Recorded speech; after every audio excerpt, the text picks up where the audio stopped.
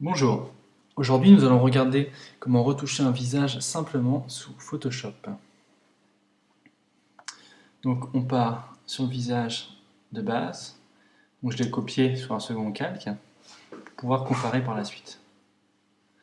Donc on va zoomer. Donc le premier objectif ça va être d'enlever tout simplement les petites imperfections comme des rides ou des boutons, etc. Donc là on va utiliser l'outil qui est ici, correcteur localisé.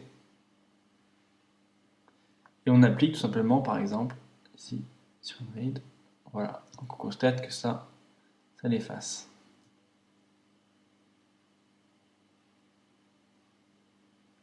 Voilà.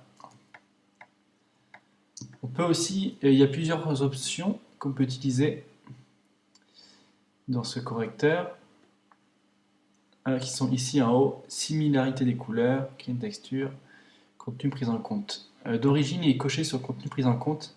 C'est pas toujours aussi efficace que l'autre qui est similarité des couleurs. Là, regardez, il y a un petit bord qui va pas très bien. Si j'annule et que je sélectionne similarité des couleurs, c'est un peu plus efficace. Donc ça, faut pas hésiter à passer de l'un à l'autre pour tester, quoi, selon les cas. Ici, par exemple, ça marche moyennement, on va regarder avec l'autre. C'est un peu mieux. Après, il faut pas non plus en abuser, hein, faut que ça reste à peu près naturel. Dans tous les cas, on va corriger encore après le rendu de la peau avec un outil de flou gaussien.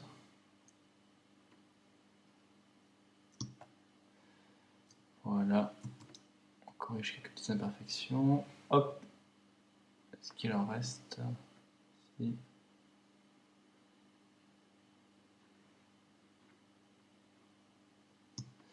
Voilà, après on pourra aller plus loin, hein, mais bon. Déjà, c'est une première étape pour vous montrer l'exemple.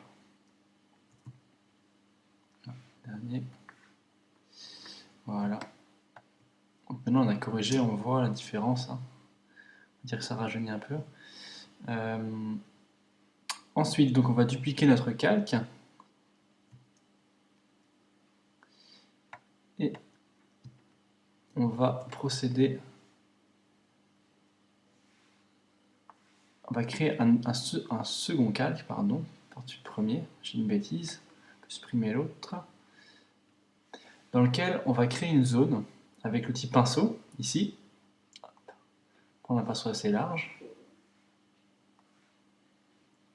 Et on va redéfinir les zones de peau les plus importantes en fait. Et on va aller par la suite, donc je passe par-dessus, hein, sur un calque supérieur. On va donner un effet d'adoucissement en fait de la peau avec l'outil avec l'outil flou gaussien par la suite. Voilà, donc je sélectionne toutes les zones de peau. Simplement, c'est un peu bizarre au début. Ensuite, sur le calque, j'appuie sur CTRL et je clique sur le calque. Vous voyez, donc ça sélectionne la zone en question. Je fais disparaître ce calque-là. Je resélectionne le calque d'en dessous. Et là, je copie. Donc CTRL copier, CTRL V et je colle. Donc ça me colle l'élément par-dessus, vous voyez ici. Hop. Je vais remettre en place, il a bougé un petit peu. Hop, je le remets en place avec le clavier, c'est plus simple. Et ensuite, cet élément-là, on va lui appliquer un flou gaussien. Donc dans Filtre, Atténuation, flou gaussien. Donc ce qu'on va faire, là on le pousse un petit peu, et après on va l'incruster dans le visage. Donc là c'est un peu trop, et vu qu'après on va l'incruster, ou baisser l'opacité, peu importe. Là, si je baisse l'opacité ensuite, voilà, je suis à 55.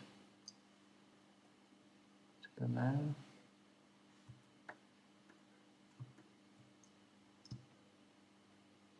Si on regarde par exemple la joue ici et la joue ici, on voit vraiment la différence, quoi. Ça fait un petit peu comme un mascara. Bon, après, il faut vraiment faire plusieurs essais pour arriver à quelque chose qui soit pas trop poussé non plus. On peut aussi incruster une seconde couche de cet élément. On le duplique, donc j'appuie sur Alt et en même temps je clique et je glisse en calque. Et ensuite, je sélectionne incrustation. Ça permet de donner un petit rendu un peu plus contrasté, on va dire. Là, si on le met à fond, là, on voit vraiment le contraste.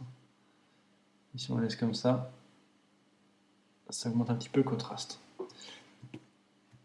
Voilà, ça permet d'avoir une petite retouche assez rapide, je dirais, assez simple. Après, à ajuster selon les cas, on va dire. Voilà, merci.